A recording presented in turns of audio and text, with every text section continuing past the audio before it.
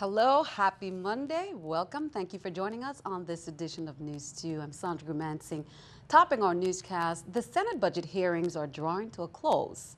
On Monday, Governor Kenneth Mapp's financial team bookended the series of Senate Finance Committee hearings. In general, they reaffirmed their statement in May that the territory is recovering economically. But there were some significant economic changes since then. News 2's April Knight has details.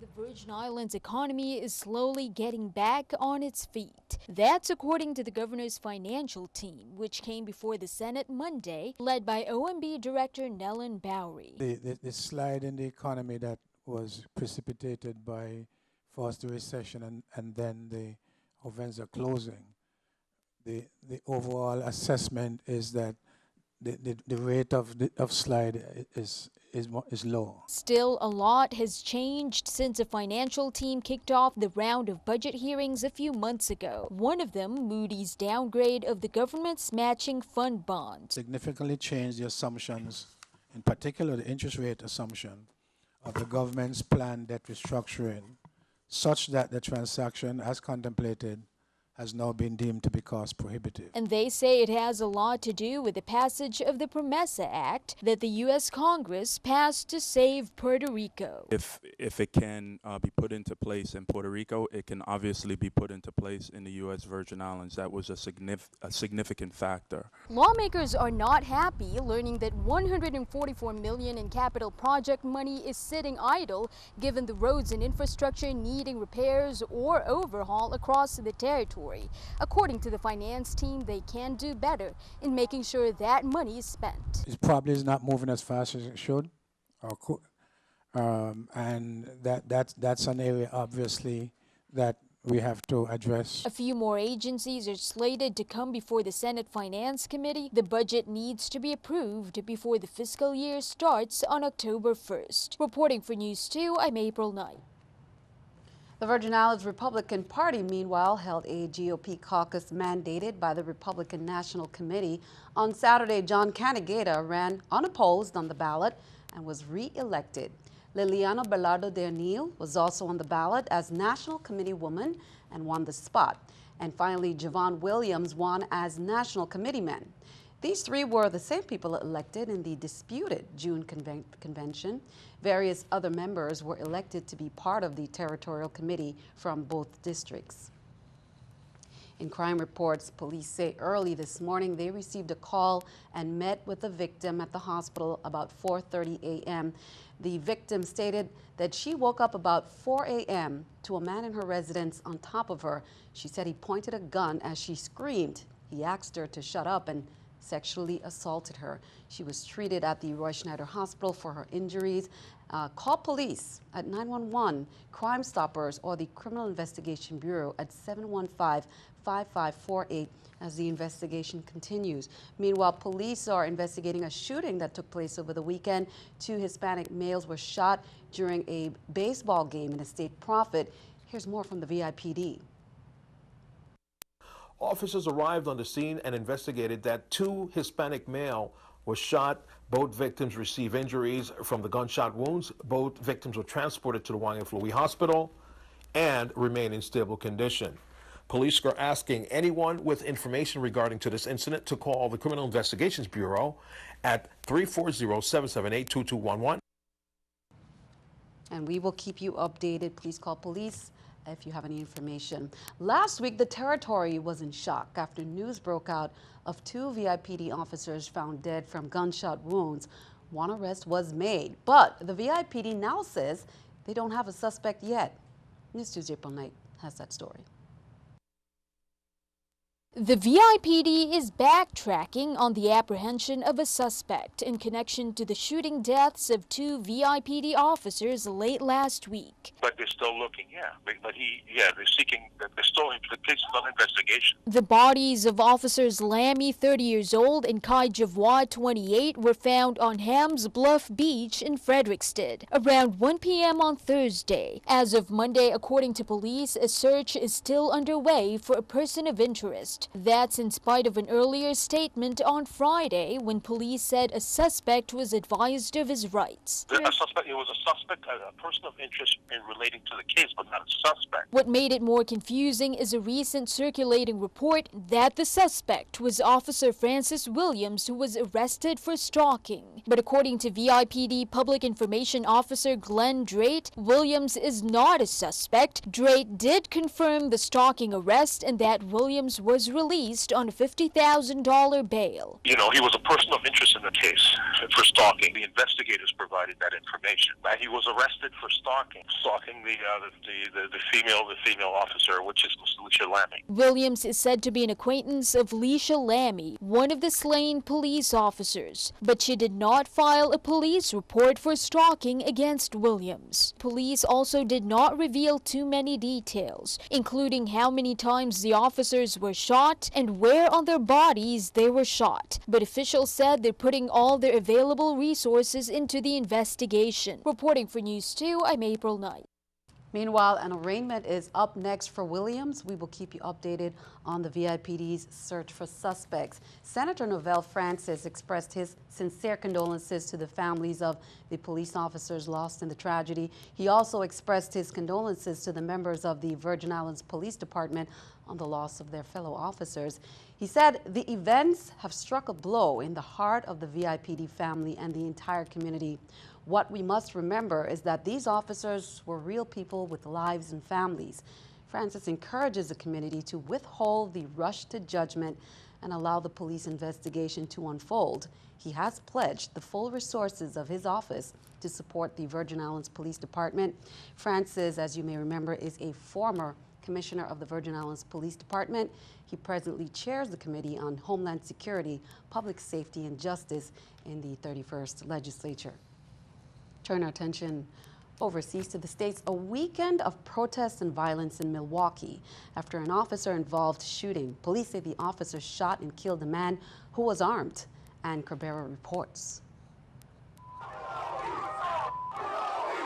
Protests and violence erupting again in Milwaukee. Demonstrators firing shots. A lot of shots right now. Throwing objects. Oh, it looks like the gas tank just popped. And setting cars on fire. At least one person was shot and rushed to the hospital. A police officer also hospitalized after a rock smashed the windshield of a squad car. The weekend of violence began on Saturday with demonstrators torching several businesses, overturning cars and throwing rocks at police to protest the police shooting death of 23-year-old Sylvelle Smith. Smith was shot fleeing a traffic stop when police say he turned toward the officer with a gun in his hand. The officer's body camera capturing the deadly encounter. Milwaukee's mayor tried to address the festering anger about whether the shooting was justified. Without question, he had a gun in his hand. And I want our community to know that. Governor Scott Walker activating the National Guard to assist police and declaring a state of emergency. I said I was worried about whether or not things would escalate. Smith's family and friends holding a vigil marked by prayers. Thy kingdom come, thy will be done. With his sister calling for peace. Don't bring the violence here and the ignorance here. That was Ann Cabrera reporting. Keeping our eye on the economy, a new Apple patent could reveal a long-rumored waterproof feature of the iPhone currently in production. The company was recently granted a patent which highlights the editing tools used for underwater photography. That hints Apple may have potential plans for waterproof or water-resistant gadgets. The patented technology would ensure scenes taken underwater could stay vivid and maintain a blue water hue. Apple is expected to announce the iPhone 7 in September. Here's a look at the stock market watch at the New York Stock Exchange. You can see that everything's up there. The Dow 59, NASDAQ up 29, S&P 500 up at 6. Coming up on News 2, we catch up with our athletes in Rio for the 2016 Olympics, see how they're doing. Plus, the U.S. Virgin Islands now has a heavy presence at drag racing tracks across the nation, thanks in part to a new partnership between the government of the USVI, Department of Tourism, and Paradise Racing. That's coming up.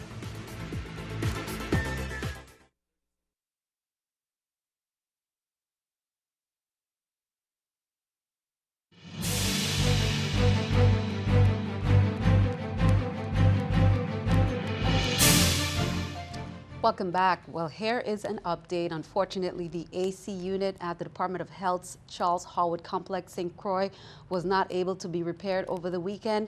Technicians continue to work on it. It had been turned off since Friday, August 12th.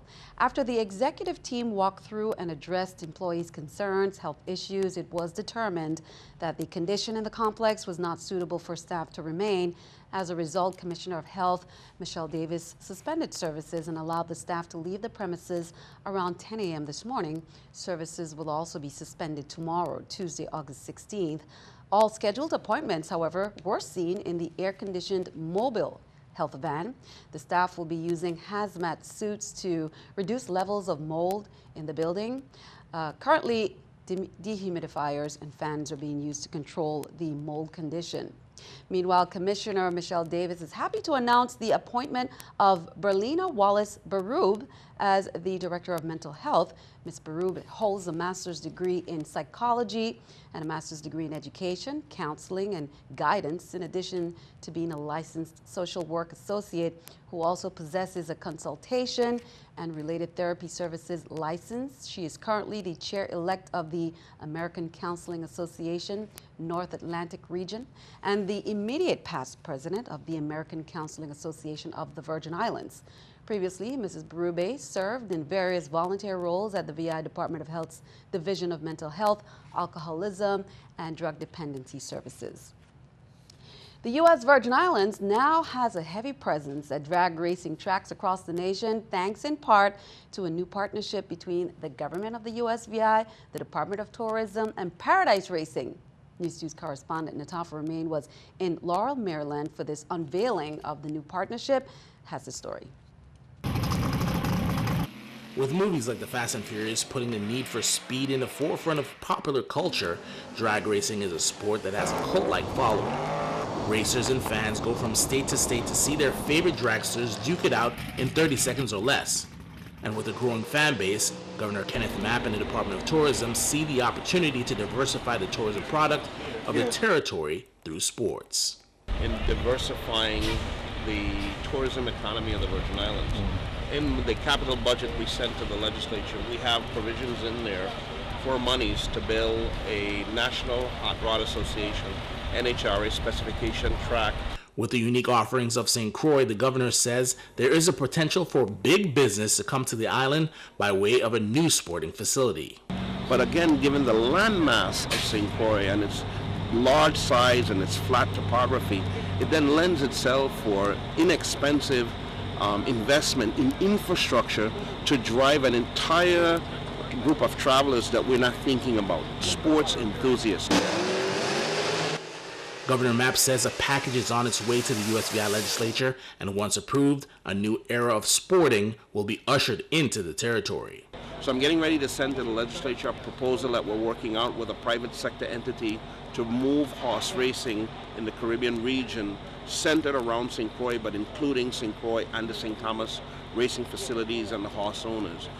The NHRA racing facility to drive dragsters and sports racing in terms of car racing in that area. The support of tennis, of golf, of bowling, really to invest with the private sector partners these infrastructures that give people a reason to be on St. Croix, to enjoy the island, but more importantly, to rent a hotel room, to rent a car, to eat in the restaurants, to shop in our stores, and to see the wonderful island. St. Thomas native and professional drag racer Luis Carruro says that the idea to partner with the Virgin Islands government was sparked at the World Cup finals in which he was racing.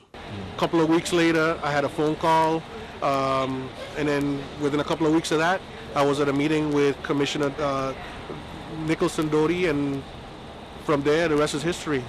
This is the result. For now, the VI flag will be racing in front of thousands of fans on the drag racing circuit. And perhaps one day soon, those same fans will end up in the territory for some first-class racing action. Reporting for NEWS2, I'm Natafa Romain. Paradise Racing has broken several drag racing records and will be competing in several events this fall, thanks in part to the sponsorship by the USVI Department of Tourism.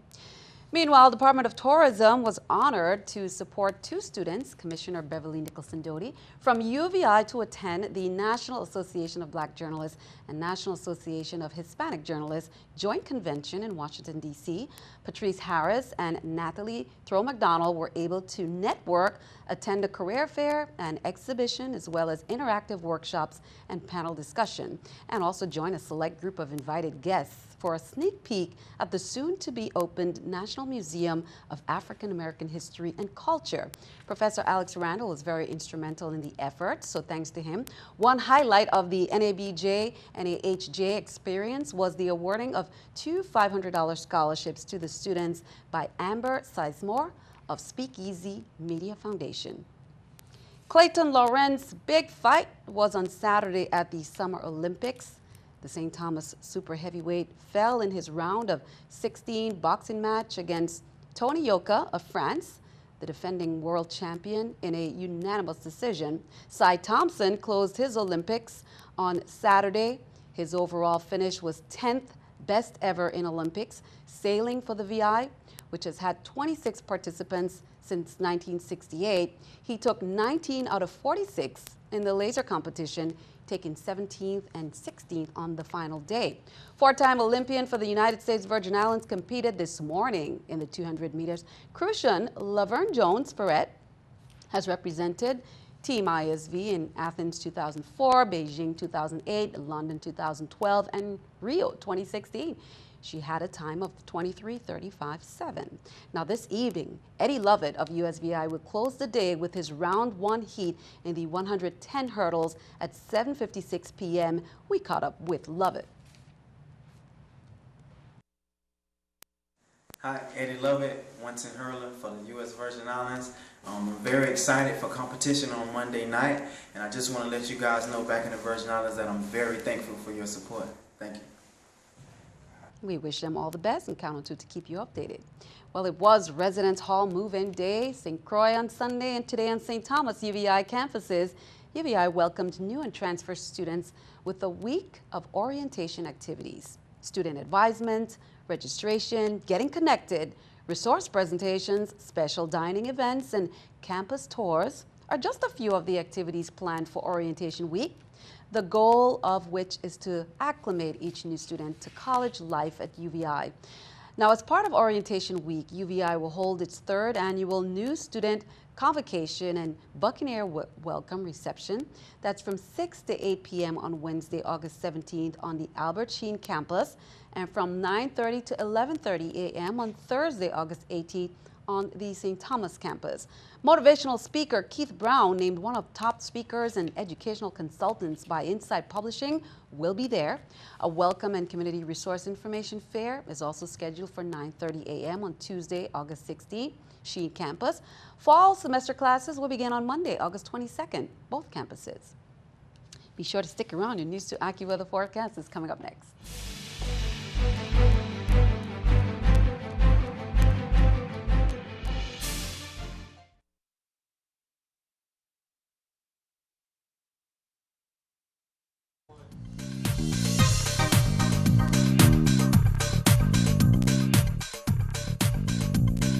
Nice quiet weather should continue over the next several days across the eastern Caribbean. Satellite picture just shows clouds out over the central waters, but nothing near the Virgin Islands nor Puerto Rico. A couple of showers underneath those clouds, but again, no trade wind showers moving through here, and reason being, see it here on the water vapor imagery. This huge area of yellow and orange represents very dry air at mid and upper levels of the atmosphere.